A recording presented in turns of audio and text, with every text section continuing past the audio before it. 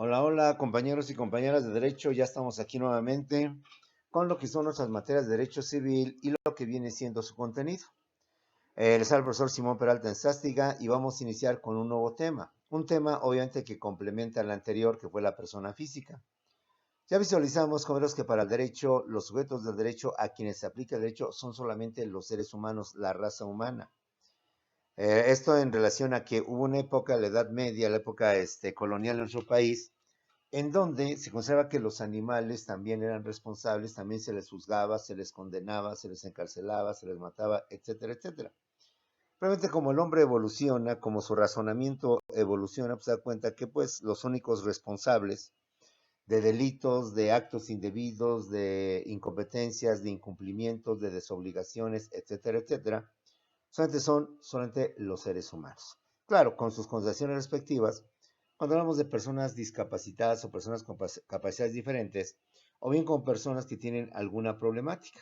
Pero bueno, en sí, tomándolo así en su esencia natural, pues hablamos que la persona física somos todos y cada uno de nosotros. Que todos y cada uno de nosotros tenemos ciertos atributos, ciertas características que nos van a distinguir y a diferenciar los unos de los otros. En un mundo de millones y miles de millones de seres humanos, pues no solamente nos tenemos que distinguir físicamente por razas.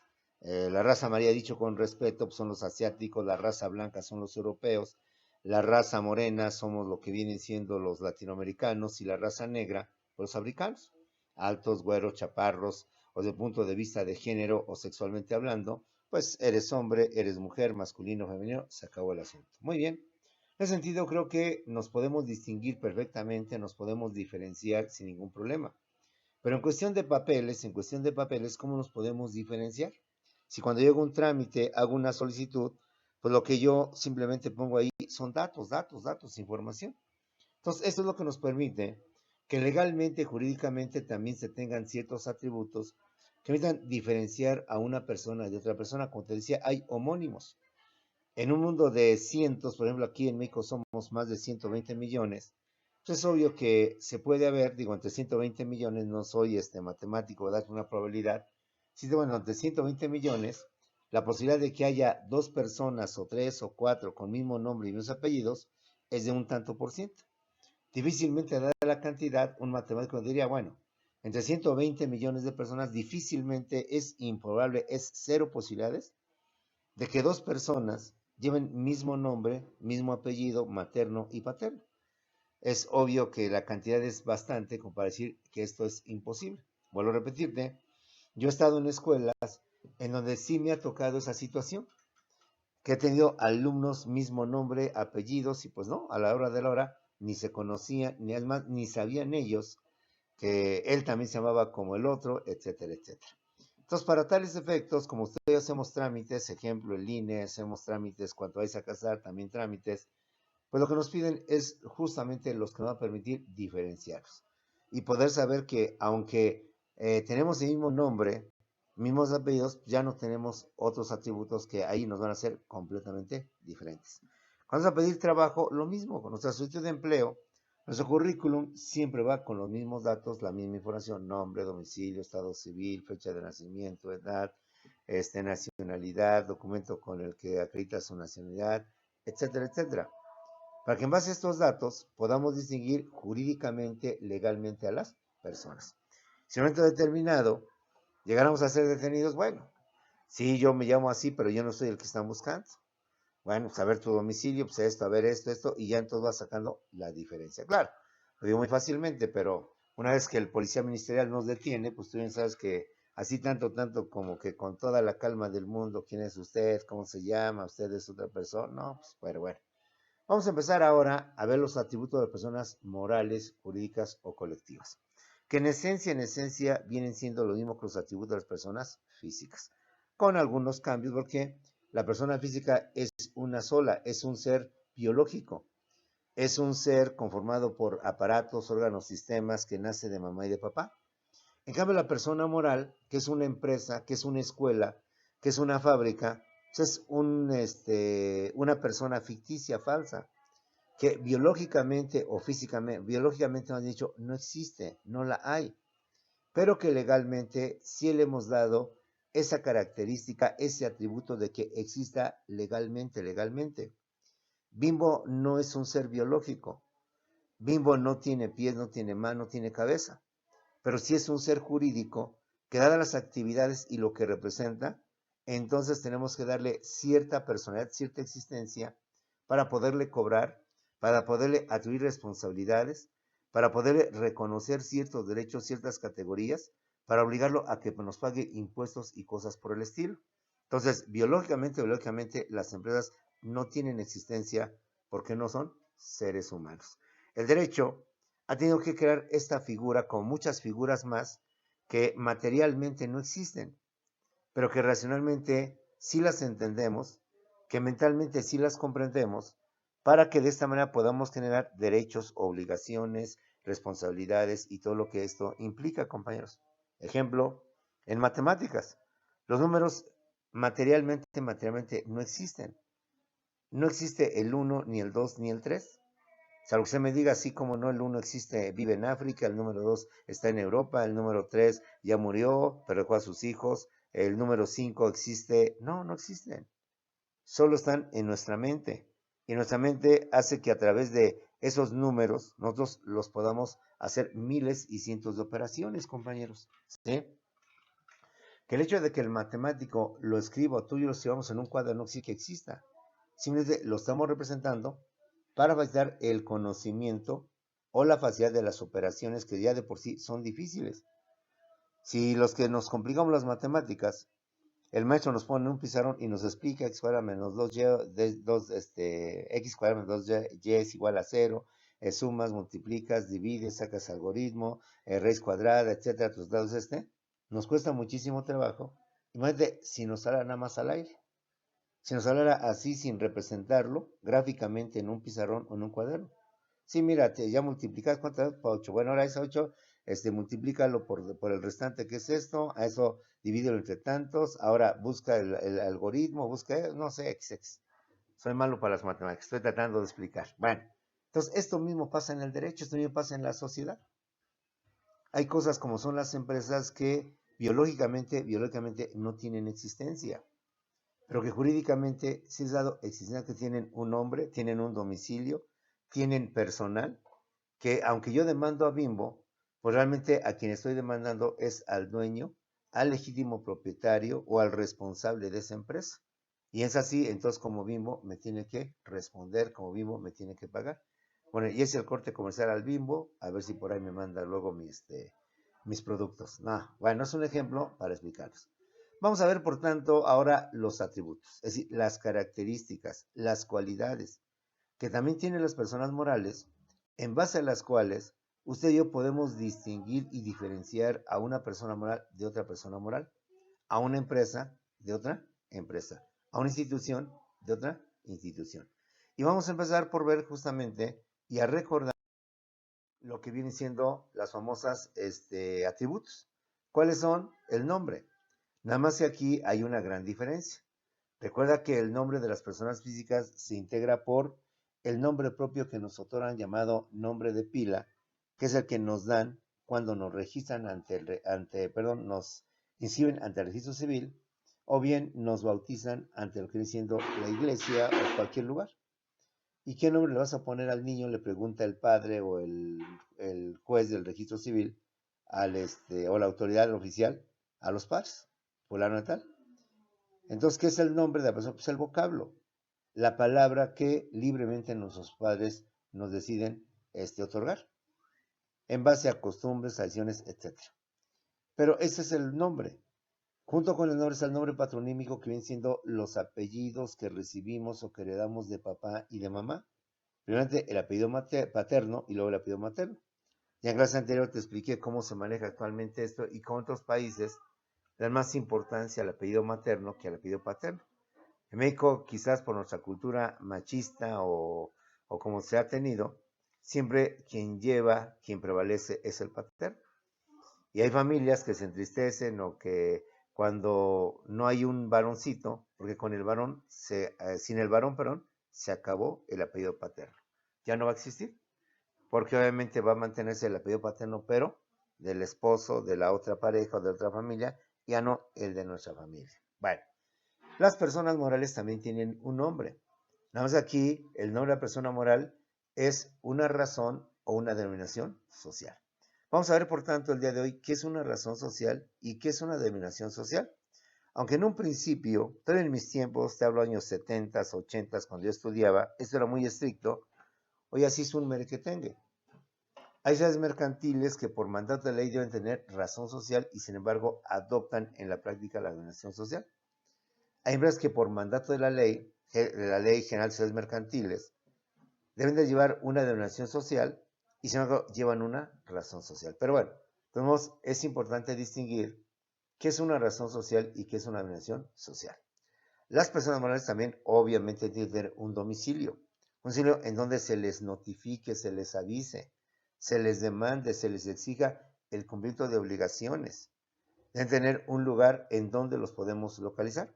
Por ejemplo, los bancos en general, Bancomer, Banamex, pues tienen cientos y cientos de sucursales, por no decir afuera hasta miles de sucursales, en toda la República Mexicana. Pero obviamente tienen una oficina matriz, una oficina en donde reciben todo ello. Esto no impide que también se les demande a través de las sucursales. Todo va a depender si estás demandado a la sucursal de forma exclusiva, de manera particular por el incumplimiento o la falla de algo, o de plano vas a demandar a todo Bancomer en sus servicios que son pésimos, que son malos, y entonces habría que ir pues, ante las oficinas centrales, generales o principales, como se les conoce. Bueno, eso también lo vamos a ver. Vamos a ver, compañeros, que las empresas pues no tienen estado civil, si no podemos hablar solteras, casadas, menores, mayores de edad, o sea, aquí el estado civil no existe. Pero lo que sí es importante es que las empresas deben tener una acta de nacimiento, que como empresa no se llama acta de nacimiento. ¿Por qué? Porque no nace de papá, no nace de mamá, no es un ser biológico. Entonces se le llama acta constitutiva. Es decir, nosotros como seres humanos, cuando nos registran los papás, nos expiden nuestra acta de nacimiento. Las empresas no nacen, las empresas se constituyen, se crean. Las personas físicas, tú y yo, somos concebidos a través de papá y de mamá y nacemos por conducto de mamá. Y entonces nos dan nuestra acta de nacimiento. Las empresas, las personas morales, obviamente no tienen este proceso, que no son seres biológicos, pero sí un proceso legal en donde varias personas se reúnen, deciden unir sus capitales, formar una empresa, dedicarse a una actividad, sacar, lucrar, obtener dinero, y entonces van a tener que sacar su acta de nacimiento. Pero dadas las características, le vamos a llamar acta constitutiva. ¿Qué es el acta constitutiva? Pues el equivalente al el acta de nacimiento de la persona física. Pero para diferenciarle hablamos de la acta o escritura constitutiva. También lo vamos a ver. Una forma muy somera, porque este tema más bien es derecho mercantil. Ya en derecho mercantil ampliarás, desglosarás todo. Ahorita nada más un repaso, para que desde ahorita al menos ya sepas lo que es una acta de escritura constitutiva. Y cuando entres a derecho mercantil y veas esto en todo su detalle, en su conocimiento, entonces te puedes dar cuenta, ampliar más, profundizar más este conocimiento. Bueno, las empresas o personas morales también tienen estado político, claro. Por eso es importante determinar si es una empresa mexicana, es una empresa extranjera, es una empresa multinacional, es una empresa, etcétera. Ejemplo, Facebook. Facebook sabemos, jóvenes, que no es una empresa mexicana, pero que está en todo el mundo. Entonces, es importante determinar cuál es su nacionalidad para determinar, entre otras cosas, sus responsabilidades que tiene en el país o que tiene fiscales y demás tipos de cuestiones. Aquí sí, las empresas tienen estado político y no estado civil. Y por último, obvio y con mucho mayor razón, las empresas deben tener un patrimonio. Un patrimonio que en términos generales viene siendo lo mismo que lo que viene siendo el de la persona física, con algunos pequeños cambios, con algunas pequeñas diferencias. Pero en sí también tiene que tener un activo, tiene que tener un pasivo, una solvencia económica, un superávit, un déficit financiero, etcétera, etcétera. En suma, los activos de las personas morales vienen siendo los mismos que las personas físicas, pero por razones obvias, con cambios, con ajustes que debemos de entender. Sin olvidarnos que persona moral, persona jurídica o persona colectiva es lo mismo, Recuerda que en las profesiones, en las ciencias, en el conocimiento, muchas veces el concepto tiene varias denominaciones y hay que aprendernos las diversas formas en cómo se designa a ese fenómeno, a esa situación. Un trabajador también le puede llamar obrero y no hay ninguna diferencia entre obrero y trabajador semánticamente hablando. Pero también le puede llamar proletariado, le puede llamar asalariado, le puede llamar proletariado o inclusive hasta lumperproletariado. Al final, obrero, trabajador, proletariado, asalariado, lumperproletariado, es lo mismo, ¿sí? Al final, compañeros, una persona moral es lo mismo que una persona jurídica es lo mismo que una persona colectiva. Entonces, esto velo aprendiendo, velo también conociendo, y te invito a que no te aprendas nada más un solo nombre, persona moral, persona moral. Con el tiempo se nos van las cosas y de repente a los 3, 4 años que termines tu carrera, te hablan de la persona jurídica y dices, ah, caray, y en la persona jurídica, eso no me lo enseñaron en la escuela. Sí, sí te lo enseñamos.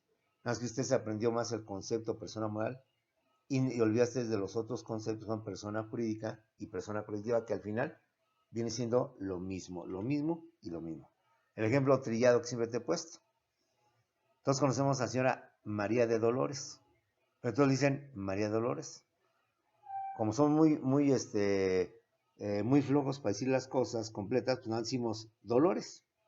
Pero nosotros vamos a decir Dolores, cuando dicen decir Lola, nosotros queríamos decir Lolis, vamos a decir Doña Lola, ¿sí? Y al final, Lolis, Lola, Doña Lola o Dolores son la misma persona. Entonces, esto hay que aprenderlo del derecho y de todas las ciencias y aprendernos bien los diversos nombres con que a veces un solo concepto se da. Para que, insisto, a futuro digas, ah, caray, pues a mí me enseñaron persona moral, pero nunca me hablaron de persona jurídica. O salgamos algo que sería vergonzoso. Oiga, Lic, o a quien sea, ¿no? ¿Y quién es la persona jurídica? Pues la persona moral. En fin, ahí te lo paso al coso, porque luego somos muy dados a olvidar esto o a verlo como, ay, con que me aprenda la persona moral es más que suficiente. ¿Sale? Bueno, toda persona moral, al igual que persona física, tiene varios atributos. Nombre, domicilio, en lugar de estado civil, acto de escritura constitutiva, estado político y patrimonio. Compañeros, ¿qué es una persona jurídica, una persona moral, una persona colectiva? Son varios casos. Decirlo de una manera muy sencilla, que es el conjunto de personas físicas que se unen a buscar un fin común, correcto. Esa es la esencia de la persona moral o jurídica. ¿Qué es la persona jurídica, moral o colectiva? Es el conjunto de personas físicas que se unen para realizar en conjunto un fin lícito y común, pues una sola persona no podría llevarlo a cabo. Pensemos en un equipo de fútbol. Por muy buen jugador que seas, obviamente no puedes tú solo formar un equipo de fútbol. Mínimo necesita un portero, 3 defensas, o que 2 delanteros y medios, algo así. Suma total 11 jugadores.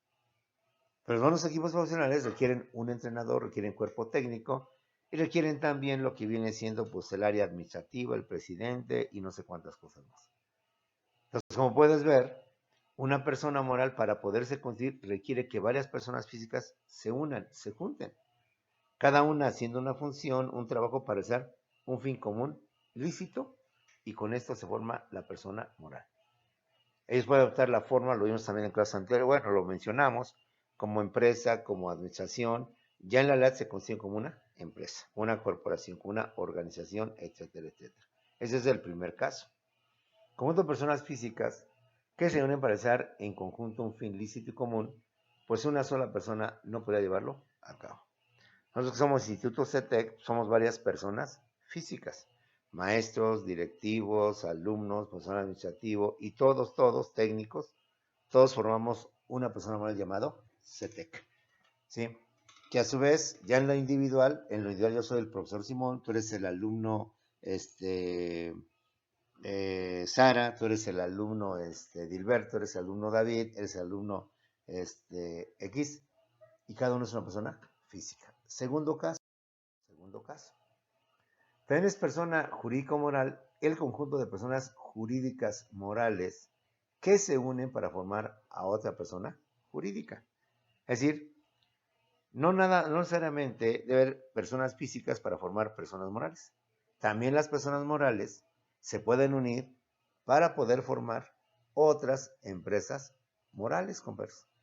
El ejemplo lo tenemos cuando se formó Televisa. Televisa hoy es una empresa que tú conoces con ese nombre. Pero yo que soy más viejito que tú que eres muy joven, pues me dices cómo la transformación fue Televisa. Televisa, antes de ser Televisa, existían dos televisiones que eran Telesistema Mexicano. El Canal 2, el Canal 4 y el Canal 5 era la reina de la... Era de hecho el único televisora que existía en nuestro país. Estaba Canal 11, pero pues Canal 11 era un piojito, dicho con respeto en relación con el sistema mexicano. No le hacía ni sombra lo que era el sistema mexicano. Con el tiempo aparece desde Monterrey una televisora que se llama XHTIM, Televisión Independiente o Televisión de Monterrey, Canal 8. Y desde Monterrey nos llega esta señal, desde el norte del país nos llega esta señal de Canal 8. Entonces se incrementa el abanico de las pues, poquitas opciones que teníamos. El 2, el 4, el 5 y el 8. Y el 11, no había más. No teníamos más televisión más que eso. No había todavía cable, no había todavía lo que hoy tú conoces. Entonces, pues te hablo, obviamente, de la época de los dinosaurios, pero pues todavía, es más, todavía muchos de ustedes, si no es que todos, todavía ni en proyecto existían. Además, sus papás eran chavitos todavía, o estaban apenas por nacer, pero bueno, a lo que voy. Que sea mexicano era una persona moral hecha, constituida, legalmente establecida, sin ningún problema. Canal 8 XHTM también era otra televisión bien establecida, constituida legalmente, compadres. Eran dos personas morales distintas.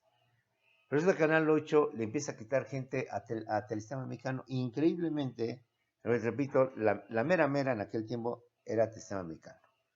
Canal 5 con el Club Quintito, Canal 2 con Jacobo Zabludowski, el Canal 4 era más bien de noticieros, estaba Pedro Ferriz, no el hijo, sino el papá Pedro Ferriz y varias cosas. Ya no sigo, si no me entra la nostalgia, voy a salir del tema, te voy a platicar de mis programas y no viene al caso. Bueno, y entonces Televisión Mexicano era pues ahora sí que la manda más en la televisión y que nos llega el Canal 8 y Canal 8 le empieza a dar en su mascarita hasta el sistema mexicano. Canal 8 nos trae, compañeros, a lo que en el tiempo se conoce, el famoso Chavo del 8. Y el Chavo del 8 obviamente ya no tiene el mismo poder que antes tenía, pero olvídate. Fue en aquel tiempo, yo ya era grande, ya no estaba tan joven, tan niño, ya estaba, pero nos llamaba la atención. Canal 8 empieza a jalar programas y la gente se empieza a meterse con el Chavo del 8. Luego viene Sube Pelayo Sube, un programa de concursos donde el premio mayor era subir un palo encebado y llevarse, pues recuerdo que era buen dinero, claro, hablamos de otro. Los premios mayores en aquel tiempo regalaban un coche Datsun y un Volkswagen, que en aquel tiempo, pues, olvídate, era uno de los coches buenos. Claro, estaban los mejores como era el Valiant, como era el Mustang, pero bueno, esto a nivel popular pues era algo, una proeza, algo interesante. Y este programa salía todos los viernes, también empezó a quitarle gente al Canal 2, que en aquel tiempo pasaba Inmortal Cine Mexicano, y los viernes pasaban las películas, el ciclo de Pedro Infante, el ciclo de Jorge Negrete. Las familias nos reuníamos a ver nuestras televisiones, que no había obviamente videocaseteras, no había Netflix, o sea, no había lo que hoy usted, niños ricos, llevan. No, o sea, era otro mundo. Entonces Canal 8 aparece los domingos un programa con Raúl Velasco, Domingos Espectaculares, que después se convierte en Siempre en Domingo, donde iban todos los artistas, en fin. Con esos tres programas, Sube Pelayo Sube, El Chavo del 8 y Domingos Espectaculares con el señor el Chespirito, con Raúl Velasco y con Sube Pelayo Sube, le quitan mucha gente a Televisión Mexicano, que sentía el rey de reyes, la reina de las televisoras. Y sube como espuma Canal 8. Televisión Mexicano, nada tonto en aquel tiempo. Emilio Azcárraga, el tigre, porque su hijo es Emilio Azcárraga. Ante esto, como dicen por ahí, si no vamos con el enemigo, pues únete con el enemigo. Deciden fusionarse. Este tema de la fusión se conoce lecúricamente fusión. Cuando dos personas morales se unen, cuando dos personas se unen, esa unión se llama la fusión. Ya cuando lleves derecho mercantil, ahí vas a emplear esto que es la fusión, fusión por incorporación y fusión por absorción, el fusionante y el fusionado. Pero bueno, eso es derecho mercantil. Y eso lo dejamos a derecho mercantil. Ahorita nada más date una idea, para cuando este tema, sí, ya me lo sé. Bueno, se unen, se fusionan Sistema Mexicano y XHTIM Canal 8 y dan lugar a Televisa. Y hoy Televisa es una empresa que tiene el canal 2, el canal 4, el canal 5, el canal 9, ¿sí? Y de esta manera surge otra persona moral. De dos personas morales se consigue otra tercera persona, que es otra persona moral. Entonces sería un segundo caso de personas morales, o también llamadas personas jurídicas, o también llamadas personas colectivas. Un tercer caso, cuando, bueno, este otro caso también de fusión, de otro ejemplo, es Soriana y Gigante. Eso sí, ya lo conociste tú y lo conoces, Soriana la conocemos, pero Gigante creo que también lo conocimos. Nosotros tiene poco, desapareció, no sé, quizás unos 5 años, 8 años o 10 años. Gigante también era una empresa muy fuerte. Pero Gigante pues andaba mal y entonces Gigante decide fusionarse con Soriana. Entonces se mantiene, pero aquí, a diferencia del primer caso en donde surge Televisa, aquí se mantiene Soriana y desaparece Gigante. En el otro desaparece el Sistema Mexicano, desaparece Canal 8 y surge una nueva que es Televisa. En este segundo ejemplo, desaparece nada más Gigante. Es decir, Gigante es absorbida por Soriana. Soriana entonces se mantiene y Soriana, por tanto, se convierte en una empresa, se mantiene como empresa, pero absorbiendo a Gigante. ¿Sí? Entonces ahí tenemos otro ejemplo de cómo es la. El tercer caso lo tenemos cuando una persona o varias personas físicas se unen con personas jurídicas. Y de esta unión se forma una persona jurídica. Suele suceder que muchas veces, compañeros, una persona física decida integrar su patrimonio, integrar sus inversiones a una persona moral. Entonces, cuando esto se da, puede surgir una persona nueva, una persona moral. Aguas, no te confundas, lo que puede ser que muchas veces la persona dice, sabes que yo quiero invertir o quiero ser socio de tu empresa, pero parte de ella, más no quiero formar otra empresa. Simplemente quiero ser parte de tu empresa y por tanto le doy mi capital social, tengo mi aportación y quiero ser socio de tu empresa. No se forma ninguna empresa. Pero hay inversionistas que pues dicen, sabes que yo traigo una fuerte cantidad, además somos varios socios, queremos unirnos a tu empresa, que ya tiene proyección, ya tiene esto, pero queremos formar otra empresa, o sea, no queremos necesariamente ser socios, pero no de tu empresa, sino formar una empresa más grande. Entonces, personas físicas se unen y forman también otra persona moral. Ahí tenemos los tres casos en cómo se puede formar una persona moral, una persona jurídica, compañeros. ¿Sí? Bueno. También te recuerdo que las personas morales, una vez que se integran materialmente o se proyectan como empresas, como corporaciones, como organizaciones, como industrias, como fábricas, como negocios, como comercios, como centros comerciales, como ciudades, como escuelas, como grupos, sí, como equipos, como lo que tú quieras. Legalmente, a la persona moral le llamamos sociedad mercantil. Legalmente. Es decir, nosotros acostumbramos a hacer el término sociedad mercantil. Sociedad anónima, sociedad de capital variable, sociedad de responsabilidad limitada, sociedad comadita simple, sociedad cooperativa, sociedad de nombre colectivo. Casi los abogados somos más dados a llamarle la sociedad mercantil, que es lo mismo que una persona moral, ¿sí? Y los administradores, por lo general, hablan más de empresa. Ellos hablan más de las empresas. Es casi no utilizan el término persona moral, sino te hablan de las empresas. Y también te hablan de corporaciones, organizaciones. Y de acuerdo al objeto o a la actividad a la cual se dedica la empresa, entonces los administradores le dan diverso nombre a la persona jurídica.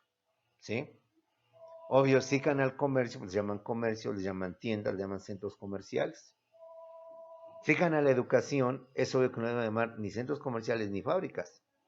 Van a llamar escuelas, universidades, centros educativos, instituciones educativas. ¿Sí? Si esa empresa se dedica a fabricar, a elaborar productos, a elaborar artículos, le van a llamar industria, le van a llamar fábrica, no le van a llamar comercio. porque ellos, más que vender, lo que hacen es fabricar, elaborar productos que después se los pasan al comerciante y él los vende, ¿sí? Si eres un equipo de fútbol o eres una empresa dedicada al fútbol, América, Guadalajara, Necaxa o quien tú quieras, entonces adopta la forma de equipo de fútbol, club deportivo o lo que tú quieras, pero alusivo a la actividad a la cual tú te dedicas. Todas las empresas, los empleadores hablan en términos generales más de empresas, casi difícilmente hablan de ciudades mercantiles. Abogados hablamos más de ciudades mercantiles que de empresas.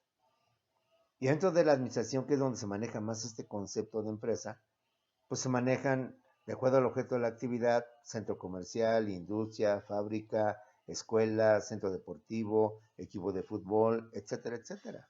¿Sí? Entonces, aguas con esto también para que no te me confundas. Y fiscalmente hablando, para efectos de impuestos, pues todas las empresas y todas las personas hablamos de los contribuyentes. ¿Mm? Y hablamos, por lo general, de la persona moral. La persona moral y la persona física que tú y yo pagamos impuestos, por lo general, ellos nos dan el término de contribuyente. Nada más que hablan del contribuyente persona física y del contribuyente persona moral. Y el contribuyente persona moral hablan de todas, absolutamente todas las empresas. Lo mismo escuelas, lo mismo industrias, comercios, comerciales, para evitar estos problemas. Ellos dicen, ¿sabes qué? Aquí tú eres contribuyente, tú eres un contribuyente persona moral. Y tú, por tanto, tienes que pagar tus impuestos. Fiscalmente hablan ellos de la persona moral, así, a grandes rasgos. Entonces, al final, como decimos, es la misma gata, nada más que la revolcaron, nada más que la dieron ahí su revolcadita, pero viene siendo la misma gata. Nos llamamos empresas, otros llamamos corporaciones, otros llamamos organizaciones, otros llamamos sociedades, otros llamamos instituciones, etcétera, etcétera. Pero viene siendo la misma gata. Entonces, ten mucho cuidado también, esto apréndetelo, para que de esta manera también vayas conociendo los diversos nombres y un momento determinado. Ah, caray, bueno, viene un señor que dice que le pague sus impuestos, que es una industria. ¿Será una persona moral? ¿Será un contribuyente o no será? Pues sí, es eso. Nada más que cada quien le pone su nombre. Ejemplo, tú a tu hijo le dices así, hijo, o dices Carlitos, o dices Edilbertito, o dices Davidcito, dicho con respeto, ¿sí? No ofendo. Pero tus amigos, o los amigos fueron los amigos de él, no le van a decir así, ¿verdad? Le van a decir, no sé, dicho con respeto, y no me refiero a sus hijos, con todo respeto, no sé, el Manotas, el Patas, el Lucas, el Lorenzo, no sé, etcétera, ¿no? Igual en la escuela, a lo mejor le van a poner otra forma, y a lo mejor en la escuela tu maestro no le dirá por su nombre, sino por su apellido. A ver Pérez, a ver Rodríguez, a ver Martínez, a ver X, ¿no? Entonces, es lo mismo, es lo mismo. Al final, ¿quién viene siendo? Viene siendo tu hijo, viene siendo un ser humano, nada más que de acuerdo al ambiente donde esté, donde se encuentra, pues le dan diversos nombres. Ejemplo, si está en un equipo de fútbol, a lo mejor más bien lo conocen ahí por el Chicharito, o lo conocen por Ronaldo y no por Ronaldinho, o algo así por el estilo, ¿no? O si no por el 11, no, pues es el 11, no, pues es el 8, es el 7, o por el defensa central, o pues es el portero. Entonces, jóvenes, aguas con esto, es lo mismo, no nos espantemos, simplemente es entender este galimatías, este mundo del derecho, que no nada más es del derecho, es de todas las materias, de todas las ciencias, de todos los conocimientos, de todo lo que viene siendo, y hay que irnos acostumbrando a saber cómo se maneja. Aquí es donde te digo, y donde vamos a llorar porque no aprendí español, porque odiamos el español, ¿sí? Porque el español como idioma, como idioma. Si me meto historia, les voy a rascar la mano a los españoles. Digo su mamá, pero bueno, estamos en español como idioma. Aquí es donde nos vamos a dar cuenta y lamentar por qué odiamos el español y por qué no aprendimos mucho del español. Bueno, el nombre de la persona moral puede ser una razón social o puede ser una denominación social. ¿Qué razón social es el nombre de los socios? Razón social es el nombre que adoptan las personas morales y que se refiere al nombre o apellido de uno o de todos los socios.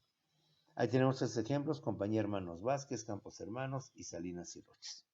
Algunas empresas, por X razón, deciden ponerle a su empresa pues el nombre, lo apellido del socio o de los socios. Y esto también es muy válido. Eso es razón social. Las empresas que tienen como nombre el apellido, los apellidos, el nombre o los nombres de uno o de todos los socios, eso ya depende de cada quien. Entonces, se llama razón social. Compañía Hermanos Vázquez, si no fuera por la televisión y por sus cortes comerciales, ¿quién es Compañía Hermanos? Pues quién sabe. Así que, quién sabe. Lo único que sé es que esa empresa es una empresa cuyos dueños, cuyos propietarios o cuyos socios son los hermanos Vázquez. ¿Que cuántos Vázquez son? No sé, pero son unos hermanos, 1, 2, 3, 4, 5, te pido Vázquez y se acabó el asunto. Campos Hermanos, productos Campos Hermanos, pues productos, pues lo mismo pueden ser productos para el hogar que productos para el coche, no sé. Lo único que sé es que esa empresa, sus dueños, propietarios, son unos hermanos, pues no son Vázquez, sino son los Campos. Y San Luis Rocha, pues aparentemente son dos señores, uno de apellido Salinas, el otro Rocha, que formaron esta empresa. ¿Dedica a qué? No sé. Por los productos comerciales sabemos que, al igual que Vázquez, son empresas que venden muebles, que se dedican a lo que viene siendo la mueblería. No a hacerlo, sino más bien a vender el tipo de muebles, comedores, etcétera, roperos, todo ese tipo de cuestiones. ¿Sí? Eso es razón social. Pero también puede ser una denominación social. ¿Qué es denominación social? Denominación social es el que se ve al objeto o la actividad. Es el nombre que adoptan las personas morales y que se refiere al objeto o actividad a la que se dedican. Ejemplo, Telmex. Entonces dicen Telmex, teléfono médico, sé que es una empresa que no sé quiénes son los dueños, los propietarios, pero que dedican a la famosa cuestión de la comunicación por teléfono. Si ahora la Moderna, no dice quiénes son los dueños, pero me dice a qué se dedica. Sé que fabrica, que elabora, que produce los cigarros. Y con eso es suficiente. Bimbo, bueno, pues ahora sabemos que Bimbo no dice nada, ni nos dice el nombre de los socios, ni dice a qué se dedica, pero ya por la tradición y por los años que tiene, sabemos que es una industria que se dedica a la elaboración del pan, una panificadora. Bimbo. Se decía Modelo, misma situación, no necesito ser adivino, ser mago para entender que esta empresa, esta persona se dedica a la industria de la cerveza, a la fabricación de lo que viene siendo la cerveza. En mis tiempos, compañeros, que ya son muchos, se manejaba este tipo de empresas precisamente para ocultar la identidad del dueño, del propietario. Y por mandato de la ley, todas las empresas de las sociedades anónimas deben de ser eso, anónimas. Es decir, el nombre debe de ocultar quiénes son los dueños, precisamente para evitar secuestros, raptos, extorsiones a los dueños, a los propietarios. Pero ahora, esto con todo lo que es la globalización, pues ya se perdió. ¿Sí? Lo vimos hace rato. Con Hermanos Vázquez es sociedad anónima. Por obvias razones debe ser denominación social y no razón social. Pero la práctica a veces supera el derecho, la costumbre a veces supera el derecho. Y como ya muchas empresas han acostumbrado ponerle en contra de la ley el nombre del socio o el apellido y no el objeto a que se dedican, pues ya ahora la ley ya lo maneja. Si el derecho mercantil lo ahondarás, lo verás con más detalle, pero aquí es un ejemplo de cuando la costumbre llega a superar al derecho. O cuando los legisladores se duermen en sus laureles y permiten que la costumbre supere al derecho. Que el derecho, a pesar de ser ley, pues es una ley muerta. Ejemplo, lo vemos también con la cuestión de los conductores de vehículos que deben de traer cinturón de seguridad. Cuando salió esta ley, pues olvídate, ¿no? Todos con cinturón de seguridad, etcétera. Ahora cheque este dato, verifícalo, ahora que andemos en la calle, o tú mismo, ¿cuándo te has puesto cinturón de seguridad? Y en muchos lugares el cinturón de seguridad ya nos va y nos viene, o sea, ya casi no. Se acostumbra a decir otro ejemplo más de cómo la costumbre supera el derecho. Y ahí te lo dejo, abogados, para que analices, y hay muchos fenómenos así, muchos problemas que se dan. Bueno, las personas morales deben tener un domicilio, nada más que el domicilio, por razones obvias, no es la misma definición del domicilio de persona física. ¿Se acuerdan cuando se domicilio de persona física? Dijimos que es el lugar donde habita, donde realiza sus actividades diarias la persona física. Pero como aquí hablamos de varias personas físicas, no podemos decir que el domicilio de persona moral es el lugar donde duermen, donde habitan, donde realizan sus socios dueños, sus actividades. Aquí lo podemos hacer, pero en otro sentido. ¿Cuál es la domicilio de la persona moral? Es el lugar donde tienen sus oficinas principales. Los bancos tienen oficinas en todo lugar. Tienen oficinas en la sucursal Coacalco, en la sucursal Tultitlán, en la sucursal Tlalnepantla, pensando en el Estado de México, en la sucursal, inclusive en los mismos municipios o alcaldías, tienen a su vez varias sucursales, pero no son sus oficinas principales. No son sus oficinas donde están los principales. Sí, ahí tenemos un gerente de banco, o quizás subdirector de sucursal, pero hay una matriz, hay un lugar en donde se encuentran, como dice el observador, los machuchones, los meros, los dueños. Entonces, para efectos legales, el domicilio es el lugar donde tienen sus oficinas principales, donde se encuentran las áreas o departamentos directivos, ejecutivos, directores, subdirectores, gerentes, es decir, todos los mandos superiores. Y dependiendo, vuelvo a repetir como el ejemplo que te dije al principio, si a quien voy a demandar es a la sucursal, porque fue en esa sucursal, nada más en esa sucursal, entonces se presentó el problema, pues entonces ahí tendré que demandar. Pero el problema no es con las cosas, sino es con todo el sistema bancario, los servicios que ofrece Bancomer en general en todas las sucursales, entonces, pues las oficinas principales. Al final puedes demandar en una sucursal, pero pues a su vez te van a decir que eso es en las oficinas principales o centrales. O el jurídico del Bancomer va a jalar ese asunto. Oye, me demandaron aquí, a ver, nada, ¿sabes qué? Mándame la demanda y vamos a contestarla acá, etcétera, etcétera. Porque difícilmente en las sucursales hay jurídico. Ahí tienen sí ¿cómo se llama? El gerente comercial, el gerente, no sé, el que autoriza tarjetas, el que, etcétera. Pero jurídico difícilmente porque hay una oficina central en donde, pues obviamente, vuelvo a repetir, oye, que nos llegó una demanda, que están demandando a la sucursal, que eso, que aquello. Jurídico seguramente va a decir, ¿sabes qué? Mándamela para acá, acá la atendemos, la resolvemos. Entonces, el domicilio de persona moral es el lugar donde tienen sus oficinas principales, donde se encuentran las áreas o departamentos directivos y ejecutivos. Los demás son sucursales, están personas de menor nivel, oficinas que atienden nada más esa área, pero no atienden todo lo global.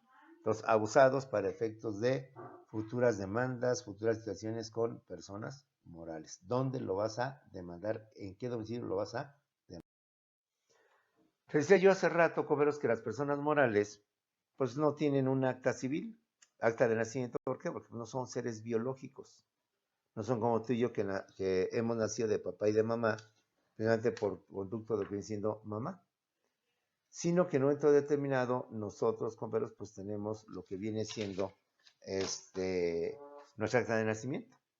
Pero la persona moral no es un ser biológico, es un ser jurídico que inventó la ley, que inventó en la mente el legislador, para que de alguna manera estas empresas, llámense como se llamen, puedan, igual que la persona física, cumplir con sus obligaciones, pagar sus impuestos, cumplir con tener derechos, etcétera, etcétera. Es una ficción, es un ser ficticio, un ser falso dentro del derecho, biológicamente hablando.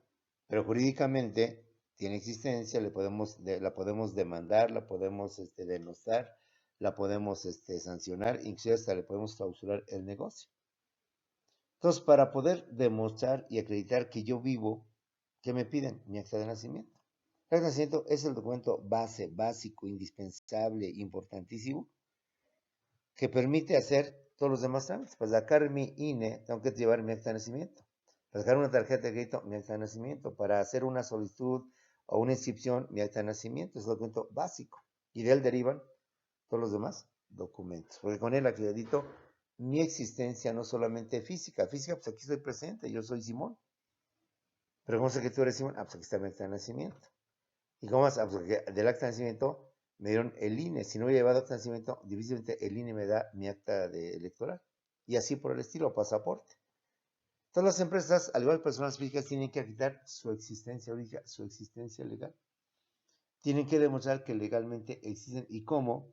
Si no son seres biológicos y no tienen acta civil, entonces, perdón, acta de nacimiento, entonces tienen acta constitutiva.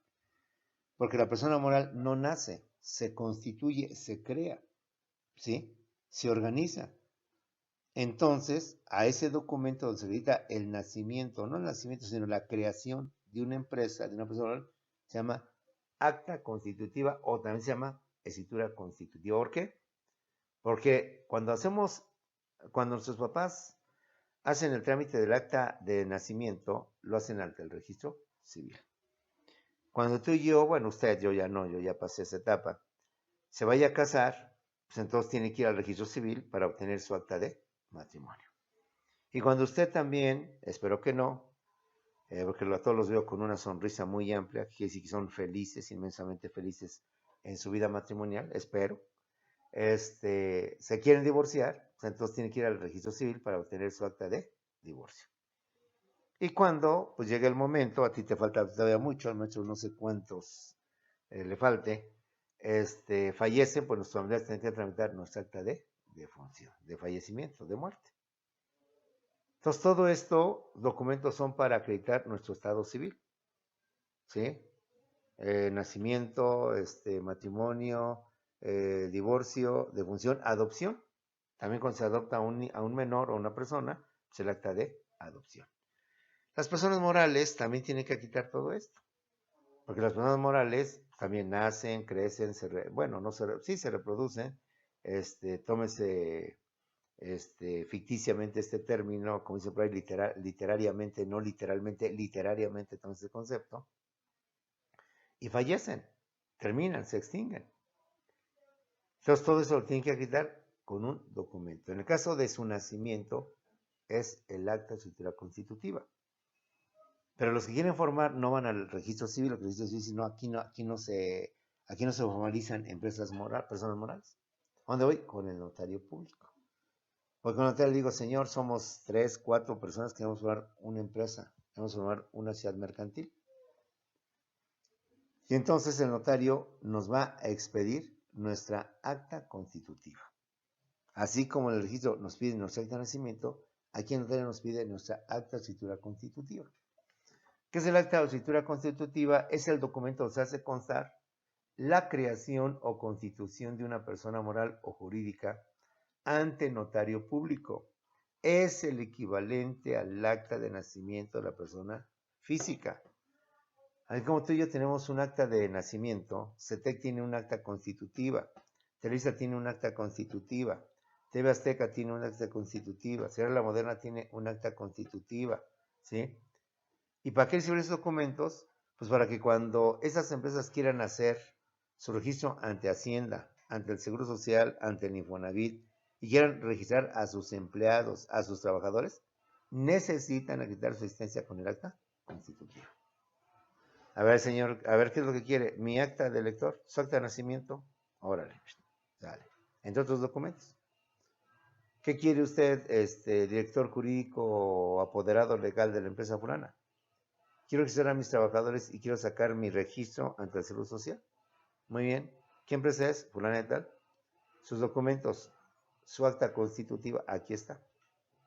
¿Quiere usted? Vengo a darme de alta ante Hacienda. Somos una empresa y quiero darme de alta como contribuyente para pagar mis impuestos. Muy bien. ¿Quiere usted? Fulana y tal.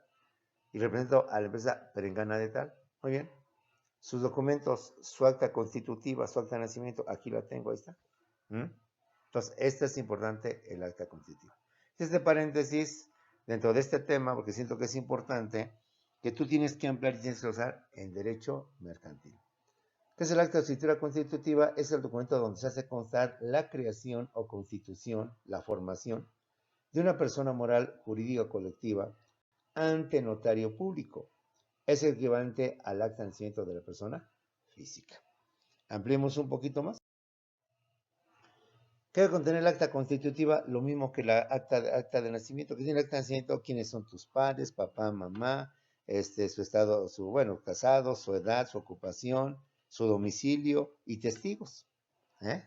Para que de esa manera se pueda acreditar legalmente nuestra existencia, nuestra vida jurídica, no tanto nuestra vida biológica. Ahora, un acta constitutiva viene siendo lo mismo, debe de tener esos datos. Como no hay papá, no hay mamá, pero hay socios. Entonces, ¿quiénes son los socios? El nombre de las personas que forman esa empresa, su domicilio, su nacionalidad y su aportación. A ver, Rogelio aportó 100,000 pesos, Pedro aportó 40,000 pesos, Enriqueta aportó 200,000 pesos, Ayana aportó 1,000,000 de pesos, etc. Entonces hay que poner ahí quiénes son los padres como si fueran los padres y los padrinos. ¿Quiénes son los padres? ¿A qué se dedican? Su edad, etcétera. Su domicilio, los padrinos o los testigos, quiénes son, fulano, perengano, etcétera. Aquí lo mismo. Nombre, domicilio, nacionalidad y aportación de los socios. Pero también el nombre, el domicilio y la nacionalidad de la persona moral. Ojo. Yo formo una empresa, esta empresa se va a llamar Televisa. Entonces, como socio y con persona física soy Emilio Azcárraga Gallán. Pero ya formada mi empresa, ya no es Emilio Azcárraga, ahora es Televisa. Entonces también debe aparecer el nombre, domicilio, nacionalidad de la persona moral, el capital social. ¿Qué es el capital social? La suma de las aportaciones de los socios. Si Rogelio aportó 100,000, si Adrián aportó 1,000,000, si Puro aportó tanto, súmalo todo. La suma total de todo ello nos da el capital social. Entonces, esta empresa se constituye con un capital de 2,300,000 pesos, 800,000. Y en derecho mercantil, verás el mínimo que se requiere para constituir cada una de las sociedades mercantiles. Ahorita nada más toma ese dato. El objeto social, es decir, ¿a qué se va a dedicar la empresa? Es una empresa comercial, ¿qué es lo que va a vender? Va a vender abarrotes, productos para la comida, etcétera, etcétera. No va a ser una empresa que me dedique al calzado. Entonces voy a dedicarme a vender diferentes tipos de calzado. Desde los tenis hasta los zapatos formales, guaraches, botas y todo lo que implica el calzado. También los órganos sociales. Es decir, una empresa debe tener órganos sociales, pero no hablamos del director, el subdirector, el gerente, sino hablamos de la Asamblea General de Socios, Consejo de Administración, Consejo de Vigilancia. Entonces lo vas a ver en Derecho Mercantil, todo esto lo vas a comentar en Derecho Mercantil. Ahorita nada más visualizo de esta manera. Ahí debe aparecer también quiénes son los famosos, los que integran este Consejo de Administración, este Consejo de Vigilancia, la Asamblea de Socios. Eso en Derecho Mercantil. Y al final te viene todo relacionado con la fusión, disolución, liquidación de la persona moral. Y hablamos de la fusión. ¿Qué es la disolución? Cuando una persona muere, se le llama eso. Falleció, murió. Pero una persona moral que no es un ser biológico no muere, sino que se disuelve. Entonces, a la muerte de la persona moral se llama disolución. Entonces, sería incorrecto decir que la persona moral se murió. No. La persona moral se disolvió, se terminó, se extinguió. Y a ese proceso viene la liquidación. Todo eso lo constituye el acto de escritura constitutiva. Ahí tenemos en la diapositiva un formato de cómo es una escritura constitutiva. Ahórrate la fatiga. Eso lo hace el notario. Tú nomás ve y di, somos 5 personas, dale los datos, nombre, domicilio, lo que te pida el notario. También tiene sus machotes formatos. Nada más, señorita, lléneme este formato con estos nombres, con estas aportaciones y ya. En esencia es todo lo mismo. Asamblea de socios, a lo que tú quieras cambiar algunas cosas, que la asamblea tendrá votación por simple mayoría. Acuérdate que lo de las elecciones. Se habla de la mayoría simple, la mayoría absoluta, mayoría calificada para poder hacer reformas a la Constitución. En fin, todo viene siendo lo mismo. Eso es en materia electoral. En materia mercantil, en materia civil para socios, es lo mismo. Para poder tomar decisiones los socios, si son más de dos, entonces requiere que haya una simple mayoría, una mayoría, y si eso tú lo vas a determinar. Para cambiar el nombre a la sociedad, para cambiar de domicilio, para cambiar de objeto social, ¿cuántos votos o socios se requieren que lo aprueben? Porque si no se aprobación por los 5 socios, se quedan 3, entonces se lleva a cabo este procedimiento. Bueno, esto es en cuanto a la escritura constitutiva. Ahí te lo dejo para derecho mercantil, su ampliación y su profundidad en este conocimiento. Otro dato es el estado político. El estado político se refiere al lugar de origen, país o estado donde se constituyó la persona moral, ya la nacionalidad de los dueños o socios que aportaron el capital social, conformarse y determinar si es una empresa mexicana, extranjera, multinacional o transnacional. Es importante saber de dónde es esa empresa, si es mexicana, si es extranjera, si es multinacional, si es transnacional, para efectos de todo tipo, fiscales, legales, jurídicos, administrativos, lo que tú quieras. Entonces, eso también hay que tenerlo presente. Y aquí es importante porque cuando tú serves un contrato con una empresa transnacional, una empresa extranjera, la pregunta es, ¿dónde van a demandar? Acuérdate que en todo contrato, ya te lo he dicho, debes de poner Para efectos de cualquier contrariedad o cualquier demanda, las partes acuerdan poner como tribunales los de la Ciudad de México o los de México o los de Canadá. Tú sabrás en dónde te conviene, si allá o acá. Obviamente es aquí. Pero compañeros, pues hay que ver, porque ahí tienes que negociar. En dónde, si yo te quiero demandar, ¿dónde te demando? ¿En México o en Canadá? Pues tu domicilio está en Canadá, aquí nada más tienes una sucursal. Entonces, todo el litigio se va a resolver en Canadá y no en México, o al revés, en México y no en Canadá. Entonces, esto es tener muy presente como futuro abogado cómo es de manejar este tipo de cuestiones y cómo es de tener presente qué tipo de nacionalidad es la empresa a la cual estás contratando. Es decir, el derecho es preventivo. El derecho está para prevenir y evitar conflictos, no para que se presenten, claro. Salvo que de eso, como dicen por ahí, pues es lo esencial de un.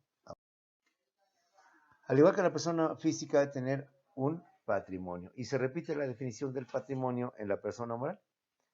¿Qué es el patrimonio? Pues el conjunto de bienes y derechos, lo bueno, lo positivo, lo que todos queremos. Pero el patrimonio también incluye las deudas y obligaciones, lo que no queremos.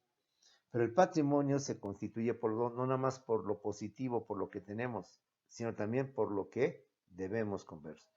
El patrimonio es un conjunto de bienes y derechos, así como de deudas y obligaciones que tienen las personas morales o jurídicas que son cuantificables en dinero. Sabemos que una empresa tiene mobiliario, tiene computadoras, tiene coches, tiene tráiler, tiene aparatos, tiene un montón de cosas, pero todo eso es cuantificable en dinero. ¿Cuánto vale la computadora? ¿Cuánto valen los trailers? ¿Cuánto valen los coches? ¿Cuánto valen las mesas? ¿Cuánto valen las laptops? ¿Cuánto tenemos los escritorios?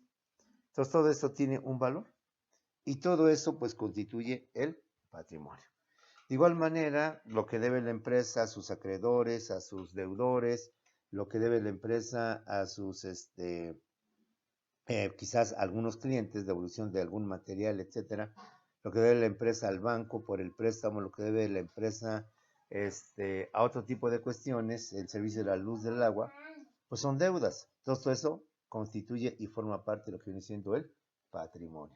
Y el patrimonio debe tomarse en cuenta en sus dos sentidos. Ahora, recordemos que el patrimonio está conformado por un elemento activo y un elemento pasivo. El elemento activo son los bienes y derechos, es decir, lo positivo, lo que todos queremos, lo que todos quisiéramos tener en abundancia, compañeros. Bienes, propiedades, inversiones, ahorros, efectivo, cheques, etcétera. Todo eso es elemento activo. Pero también tenemos lo que viene siendo elemento pasivo, que son todas las deudas, todas las obligaciones que no queremos, pero que debemos de realizar, debemos llevar a cabo. Y esto también constituye lo que viene siendo el patrimonio. Ahora, se supone que lo ideal es que haya un equilibrio entre lo que tengo y en lo que debo. Claro, lo mejor es que yo tenga más y deba menos. El estado financiero, la relación entre el activo, ¿qué es el estado financiero? Es la relación entre el activo y el pasivo, lo cual nos va a permitir conocer el estado financiero de la empresa y por ende saber si tenemos un superávit o un déficit financiero, es decir, si tenemos solvencia económica o tenemos insolvencia económica, compañeros. Cuando tenemos superávit financiero y por tanto tenemos solvencia económica, es lo que todos quisiéramos, lo ideal, lo correcto, lo que aspiramos. Es decir, hay superávit financiero y solvencia económica cuando el activo, los bienes y los derechos son superiores al pasivo, a las deudas y obligaciones. De tal manera que la empresa se dice así administrativamente está trabajando en números negros. Estamos bien, andamos bien. No hay signos de alarma, no hay focos rojos, no hay números rojos, hay números negros. Por tanto, la empresa presenta ganancias, tiene utilidades, es rentable y tiene solvencia económica. Es decir, tiene capacidad para pagar sus deudas, sus compromisos y sus obligaciones. El ejemplo que te ponía en activos de la persona física.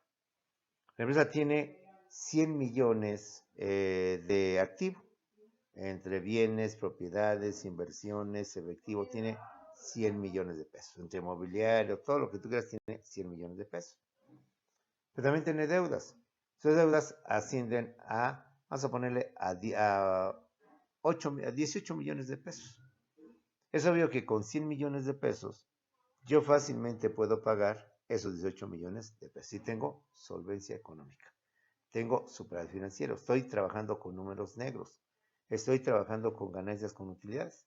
La prueba es que tengo 100 millones y de deuda tengo 18 millones.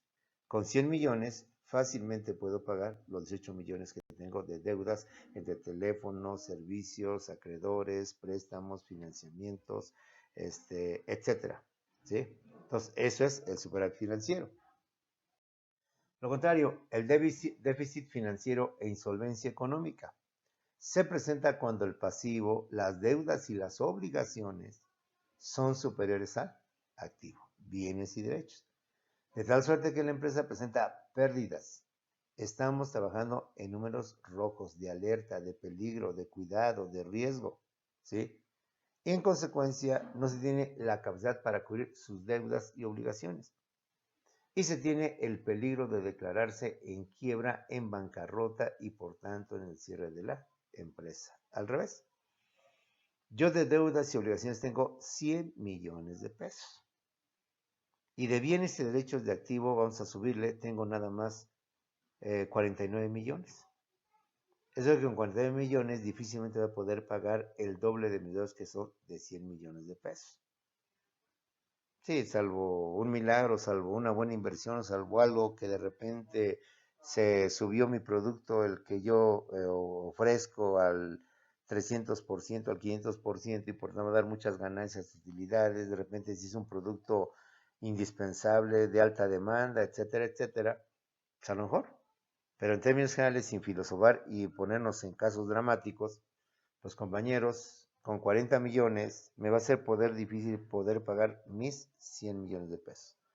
Lo más seguro me voy a la quiebra, a la bancarrota, va a tener que cerrar la empresa y pues vamos a ver qué es lo que podemos obtener. En fin, esto viene siendo el famoso déficit financiero e insolvencia económica. Pues jóvenes, con eso terminamos nuestra única clase del día de hoy porque tienen un examen. Tenemos Zoom, nos vemos al ratito en Zoom en unos cuantos segundos para aclarar dudas, comentarios, preguntas, bien sea de la clase o de las clases, o bien sea de lo que viene siendo o lo que es o lo que va a ser nuestro examen. De todos modos, tenlo presente, a partir de este tema, y espero no haya problemas, empieza nuestro segundo examen departamental. Entonces ponle ahí una notita, ponle lo que tú quieras, un asterisco, un ojo, como es costumbre, ojo.